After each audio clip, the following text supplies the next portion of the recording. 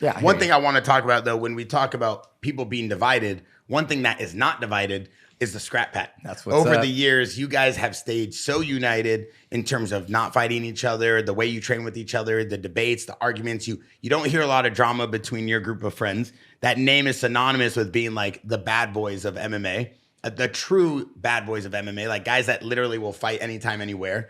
Me and Rampage always talk about Nate Diaz and the way he is and kind of I would just say like their aura, the way you guys have this aura, right, to MMA. Can Man, you they talk? real. They real. Yeah, absolutely, man. It's been a pleasure, man. I would say, man, the fight gods put us together, you know, and people ask like, oh, what is it or how is it? To us, it's just like our human nature, right? Like you're supposed to be loyal to your homies, right? You're supposed to have their back. And I think there's a certain type of bond going on when you're beating the shit out of each other, but you can high five afterwards and be homies afterwards. I think a lot of gyms, they beat each other up.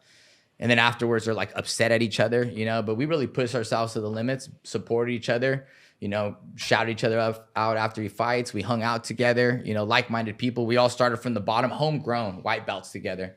All homegrown white belts grew up together and became a team, you know. So some of this stuff that seems like so like interesting to people, how we did it, just seemed like human nature to us, you know, and we support each other to this day. You know, jump in first, ask questions second has just kind of been it. And we're not always right. Sometimes we're wrong, but you always support each other, right? Isn't that like dope? Like maybe we're not always right, but you know you have your boys back. That's my boy right there. Now, of course you earn that. It's not like you get to be a jerk completely, you know what I mean? But like there's a lot of respect earned along the way and, you know, back your homie up first, ask questions. On the outside looking in and getting to know all you guys throughout the years, I can tell like they real and they all got mad love for each other and it's like no jealousy. Like sometimes you training with people and stuff and it's jealousy. Look at Tito and Tank Abbott.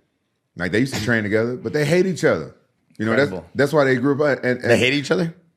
Yes. You think Tank Abbott and Tito hate each other?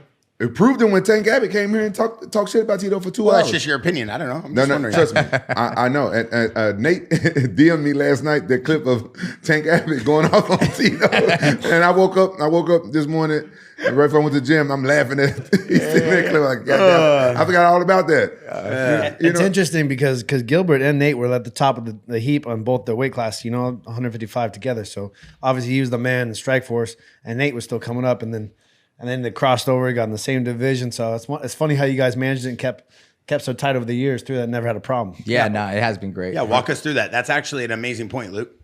Like, how did you guys manage that relationship? Gilbert was the man. I mean, they real. at that point, like Nate was still on his way up. But you've said it so many times. The reason why gyms fall apart, people get jealous. I really want to know Especially why there's no only jealousy. in the certain weight classes. You know what I mean? Like we had to manage DC and Kane because DC was a heavyweight. He's a better heavyweight. But when he came in, Kane was a beast at the time, and he was running the division. So when the plan was to him to come in and make the lower weight class, the kind of rule all weight classes, we could all do it. Like was Kane, DC, me, and down the line. There's only a certain type of. Go ahead. Go on with you though. But from what I know, it's only a certain type of people that can train together and be in the same weight class and still have that brotherhood and be happy for each other and not be jealous against each other. Because the guy that started me to fighting, me and him was in the same weight class, and I made it and he didn't, and some jealousy came in there. You know what I'm saying? So I know how it works. Yeah, no, that's real. And again, we're lucky because of that. And even Jake went up to 185s because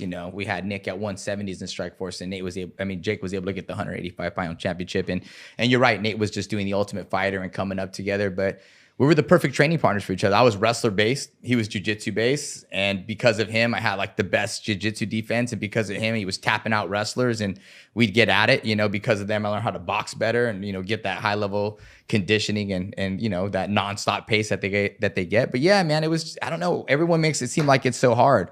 But it was just like we had a brotherhood, and we had each other's back. And to me, people need to read books about it, like how to be a good friend or something, how to be loyal. It's like, what are you talking about, man? That's your boy. They bleed with you. They back you up. It's like, how do you turn your back on your brother like that?